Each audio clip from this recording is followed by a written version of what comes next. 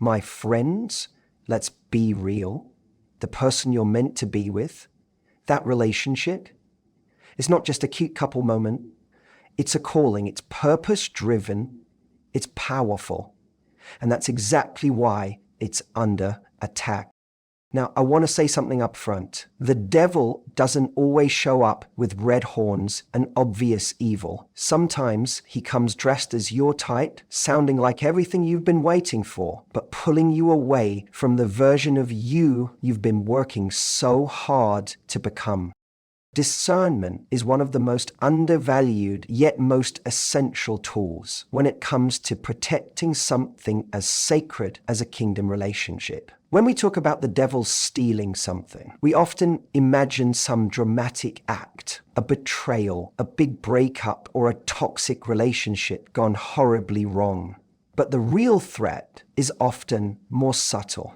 The enemy doesn't always show up with a wrecking ball. Sometimes he walks in looking like what you've been praying for. And if you don't have discernment, you'll confuse a distraction for a destiny. Discernment is the ability to see beneath the surface. It's not about being cynical or mistrustful of everyone who walks into your life. It's about being spiritually, emotionally, and mentally tuned in. It's about asking, does this person align with where I'm going, or are they pulling me back to where I've already healed from? Because the devil doesn't need to destroy you to delay you. He just needs to send someone that takes your focus, drains your energy, and subtly leads you off track. Let's be honest, not everything that feels good is good for you. Just because someone gives you attention doesn't mean they're meant to have your heart. Just because they know the right words to say doesn't mean their intentions are aligned with your purpose. And just because there's chemistry doesn't mean there's compatibility for a kingdom. This is where a lot of people get stuck, in the gray area between what I feel and what I know deep down isn't right. A lot of people lose their kingdom relationship, not because the right one never came, but because they got too entangled with the wrong one when they did. That's the power of distraction. And the scariest part is, a distraction doesn't look like a mistake in the beginning. It looks like something fun, something exciting, something that temporarily soothes a deeper loneliness or fills a void. But over time, it slowly pulls you away from your standards, your vision, and your growth. And by the time you realize it, you've already lost time, energy, and pieces of yourself trying to hold on to something that was never aligned with your purpose to begin with. This is why discernment must become your default. And it's not a passive skill, it's something you actively develop. You do it by being honest with yourself, by checking in with your peace. You do it by not ignoring red flags just because you don't want to be alone. You do it by not lowering your standards just to feel chosen. Discernment says, I will not let my temporary emotions choose something that could permanently misalign my destiny. And let's talk about timing. Sometimes what you want shows up when you're weakest, when you're tired, disappointed, frustrated, or questioning if your standards are too high. That's when the wrong options feel most tempting. But that's exactly when you need discernment the most. The devil doesn't just send distractions to look good. He times them to hit your vulnerable places. And if you're not careful, you'll fall for something that only feels like relief, not realization. Discernment protects you from manipulation. It keeps your standards intact. It gives you the wisdom to pause before jumping in, to ask deeper questions, to observe patterns, not just promises. Because anyone can present well for a few weeks, but who someone is over time will always reveal their alignment. When you live with discernment, you don't just ask, do I like them? You ask, are they equipped to build what I'm called to build? Your kingdom relationship is too important to leave up to emotion alone. And the truth is, discernment isn't restrictive. It's freeing. It saves you from heartache. It saves you from wasted time. It makes room for the right person, the one who won't just distract you with charm, but will walk with you in purpose. Don't let your heart be hijacked by something that only looks good in the moment. Protect your future with discernment in the present. Emotional sabotage is one of the most subtle, destructive forces that can derail a kingdom relationship before it even has the chance to become what it was meant to be. When we think of sabotage, we often imagine something external, a betrayal, interference from outsiders, or a dramatic fallout. But often, the most dangerous sabotage happens from within. It's not someone else tearing things down. It's our own emotional patterns, fears, and unresolved wounds creating conflict, confusion, and distance.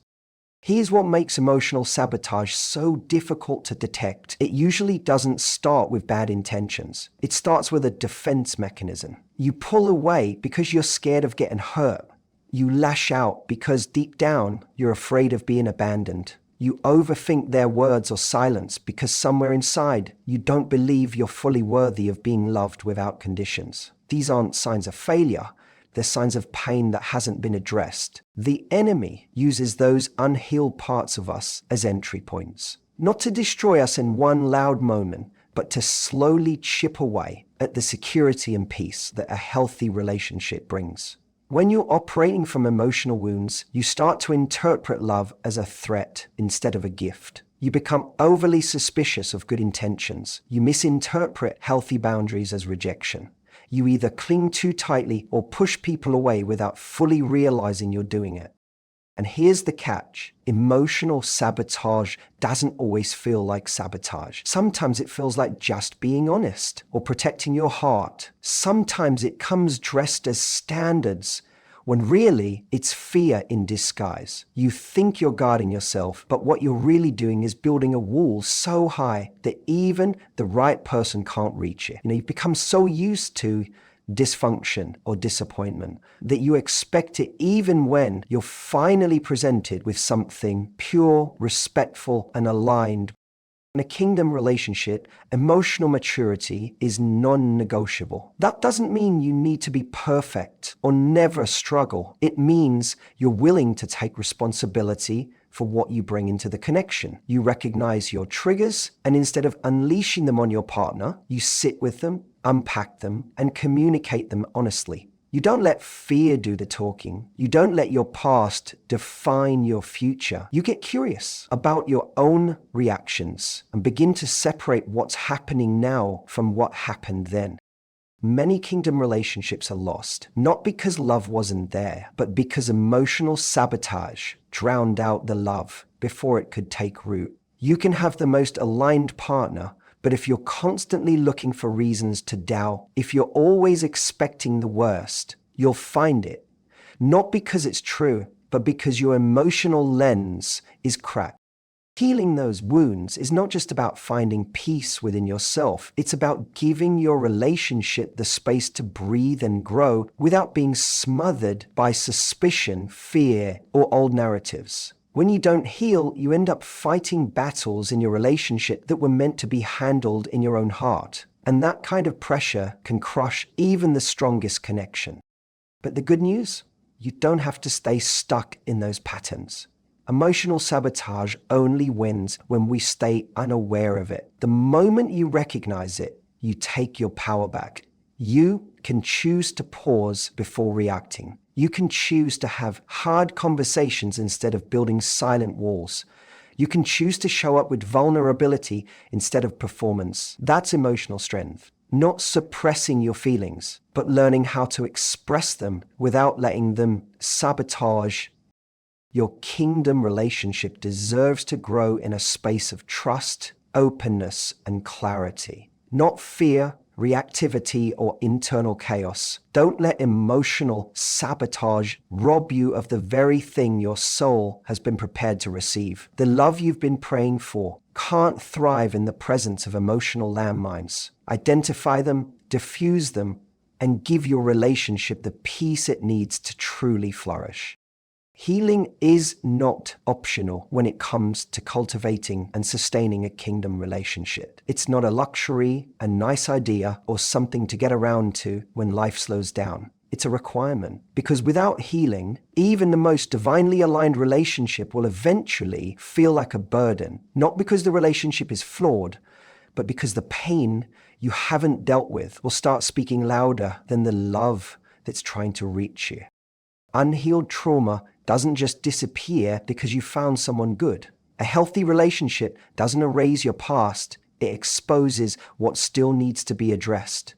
It shows you the parts of yourself you've avoided, the insecurities you've masked, and the emotional patterns that still need breaking. It holds up a mirror, and while that reflection can be uncomfortable, it's also sacred because it offers a chance to confront the very things that have been keeping you from truly receiving and sustaining love.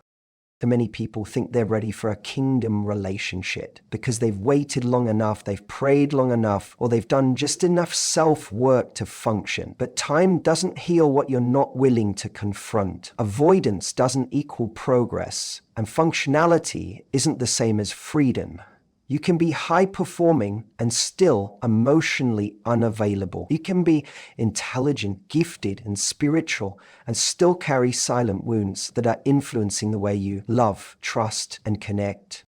You start treating your partner like a caretaker for your emotional damage. You expect them to prove your worth, calm your insecurities, and regulate your self-esteem. That's not love. That's pressure. And even the most loving, patient person will eventually feel exhausted trying to pour into places you refuse to tend to yourself. A kingdom relationship is meant to complement your growth, not carry the weight of your past.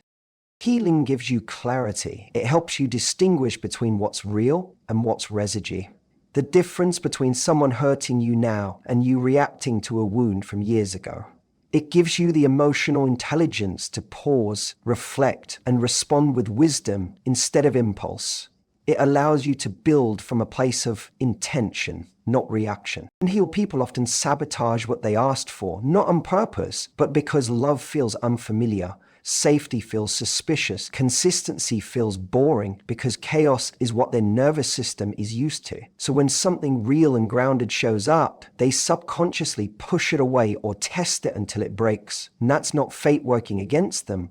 That's unhealed trauma, speaking louder than discernment. Healing also protects your partner. It allows you to show up for them in a way that's fair, respectful, and conscious. It makes room for mutual growth instead of one-sided emotional labor. It turns your relationship into a space of emotional safety, not emotional survival. Healing doesn't mean you're perfect. It doesn't mean you'll never get triggered or that all your pain vanishes, but it does mean you're self-aware. It means you take ownership of your emotional world and you're actively working through it, not projecting it. It means you know when to seek help, when to take a step back, when to communicate your needs in a healthy way. Your past might not be your fault, but your healing is your responsibility because the person you're called to walk with in a kingdom relationship doesn't need you to be flawless. They need you to be honest, growing, and present. They need you to bring your full self, not just the parts that are easy to love, but the parts you've learned to hold with grace and truth.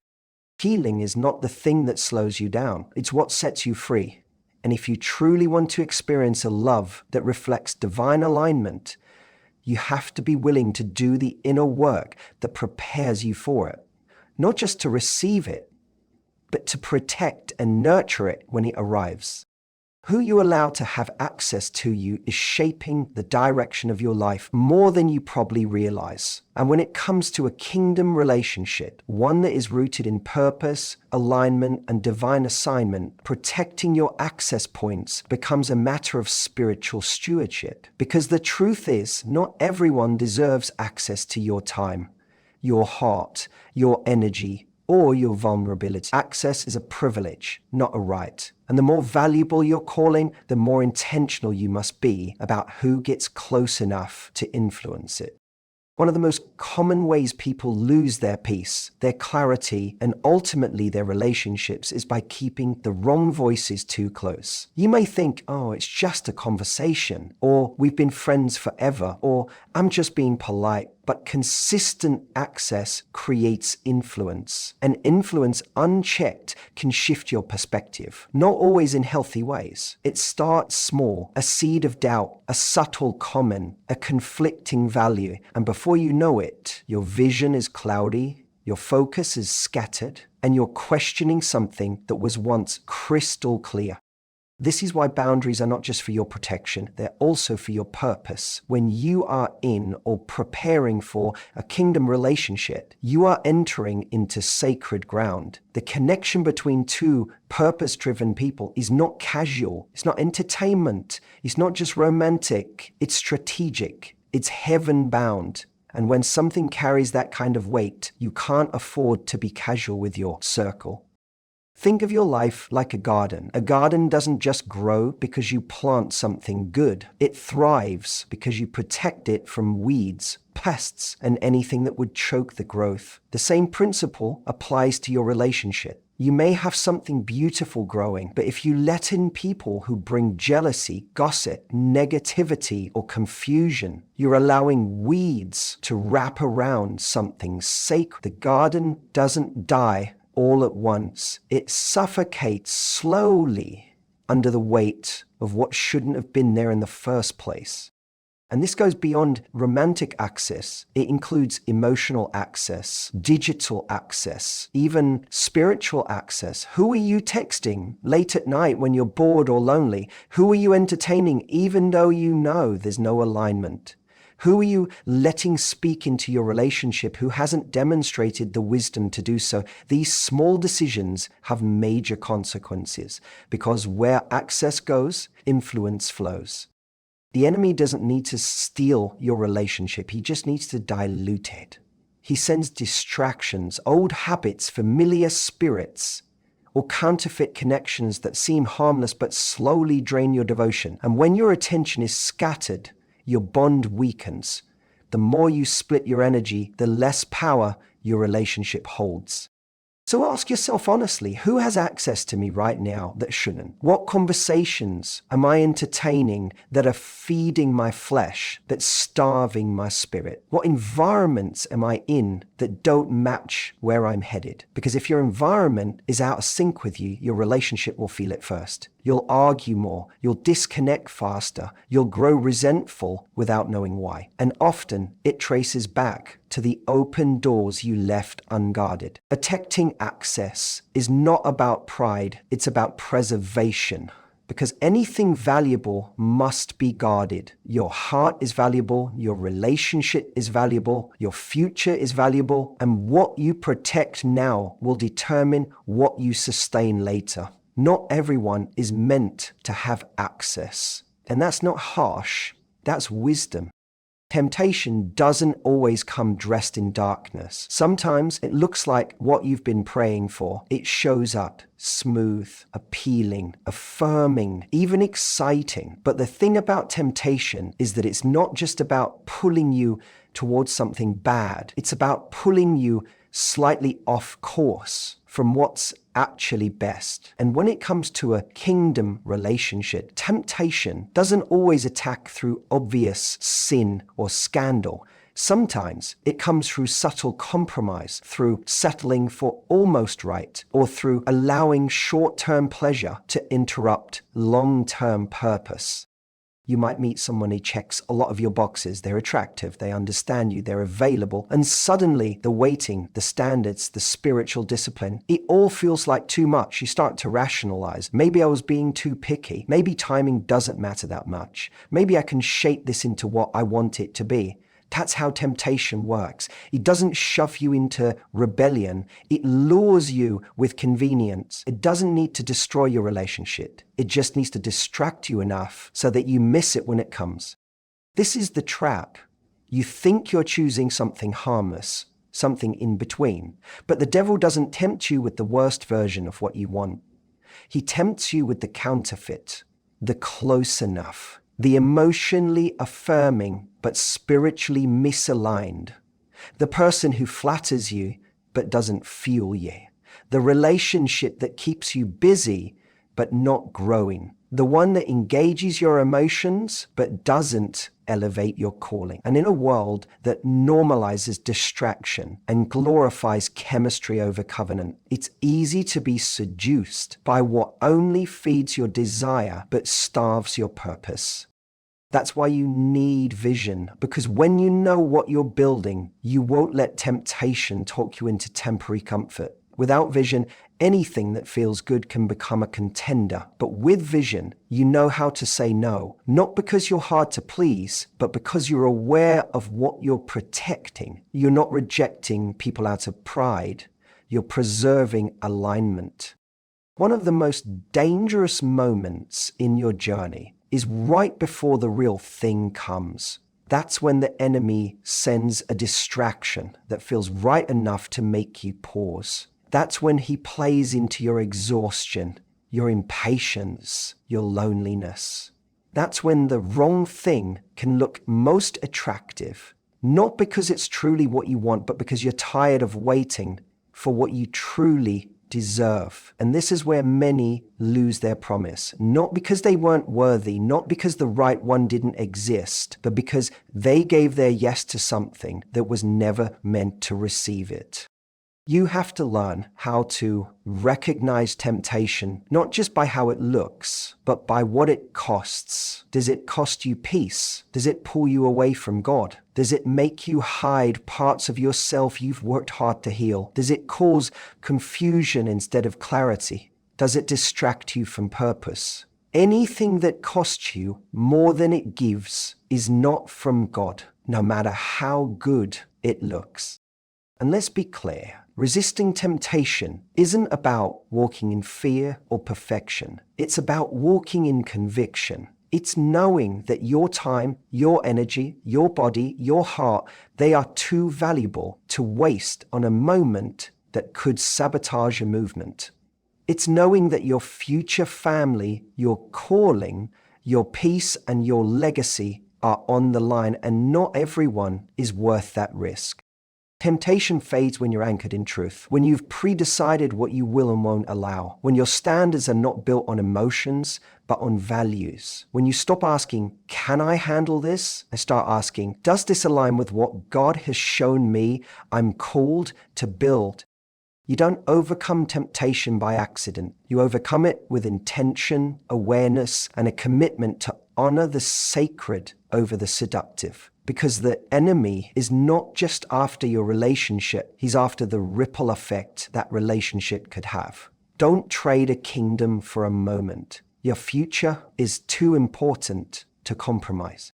A kingdom relationship thrives when both people are deeply rooted in identity and purpose. But here's what often happens. Instead of walking confidently in who we are, we start looking to the relationship to define us. We make the other person responsible for our sense of value, our joy, our self-worth. And the danger in that is simple. When you don't know who you are, you will lose yourself in trying to keep someone else. You'll trade authenticity for approval, compromise your calling to maintain connection, and slowly start shrinking just to avoid rocking the boat. That's not love. That's dependency dressed up as romance. One of the biggest traps the enemy sets is getting you so focused on who you're with that you forget who you are. And when you forget who you are, you can be manipulated, misdirected, and even emotionally controlled, not always by someone malicious, but simply by circumstances, insecurity, or fear. You begin to measure your worth by the status of the relationship instead of your alignment with God's vision for your life. That is not the foundation a kingdom relationship is meant to be built on.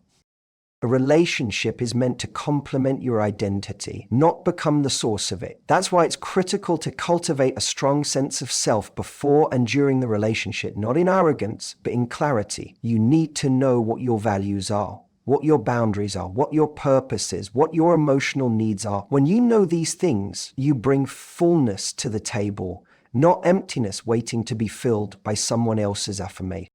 When you're not rooted in identity, love becomes performative. You'll start molding yourself to be who you think they want instead of showing up as who you actually are. You'll say yes to things that don't sit right in your spirit. You'll stay quiet when something bothers you just to keep the peace. You'll find yourself caught in a cycle of pleasing, proving, and performing. And even if the relationship works, you'll feel a quiet kind of exhaustion from always managing perception instead of being free in connection. The enemy loves when you don't know yourself because it makes you easy to manipulate. You'll chase validation instead of purpose. You'll confuse chemistry for compatibility. You'll compromise your standards because deep down, you're not sure you deserve to have them in the first place. But when you're rooted in identity, you walk differently, you speak differently, you date differently. You stop entertaining what looks good and start waiting on what aligns. And support each other by both people are grounded in purpose. The relationship becomes powerful. You support each other's vision instead of getting jealous of it. You call each other higher instead of trying to pull each other back to comfort zones. You know how to encourage without enabling, how to love without losing yourself, and how to communicate with truth and tenderness. That's what makes a kingdom relationship magnetic. Not perfection, but purpose-driven unity. So before you ask if they're the right one, ask if you know who you are. Because when you don't have a solid I, you can't have a healthy we. You'll be too shaken by every disagreement, too reactive to every insecurity, too unstable to build anything lasting. And again, this isn't about being flawless. It's about being intentional. Knowing who you are helps you make choices from clarity instead of fear. It helps you walk away from what doesn't serve your purpose without guilt. It helps you show up with consistency instead of confusion. Don't wait for someone to complete you. Walk in the truth that you're already whole. Then, when the right person comes, they're not arriving to fix you, they're joining you. And together, you build something far stronger than romance. You'll build legacy, alignment, and divine partnership. That's the kind of love worth protecting. The kingdom relationship isn't just about romance. It's about assignment, alignment, and legacy. It's about two whole people walking in purpose, choosing to love each other, not just with emotion, but with intention. And because the stakes are high, the enemy will do everything he can to distort, distract, and divide. But you have a choice. You can guard what's sacred. You can grow in emotional maturity. You can take full responsibility for your healing. You can protect your peace by guarding your access. You can resist what's tempting in order to preserve what's true. And you can walk in a relationship without losing yourself because you know exactly who you are. This is not the time to settle. This is not the time to play small or love recklessly. The relationship you're praying for requires more than good vibes and shared interests. It demands spiritual awareness, personal responsibility, and a commitment to building something that will last. You don't build a kingdom relationship by accident. You build it with discipline, discernment, and grace. So don't let the devil steal what God is trying to build. Don't let fear, wounds, temptation, or distractions rob you of the connection that's being divinely prepared for you. Protect it, nurture it, fight for it, not just in prayer, but in practice. Because when you do, you don't just experience love, you walk in partnership that reflects heaven on earth.